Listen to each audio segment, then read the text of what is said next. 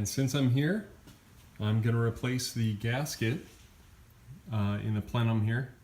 And I'm going to take off the old rubber gasket and put in a new one, Felpro gasket, because you don't want any vacuum seal leaks. And I've been really careful about doing this job, and I want to do it right while I'm here. All right? Hey, if you're in there and you can knock out 3 birds instead of just one with a stone, let's do it. We got the new gasket into the intake manifold, so now I'm going to put it all back together. And I'll take another video after I'm done.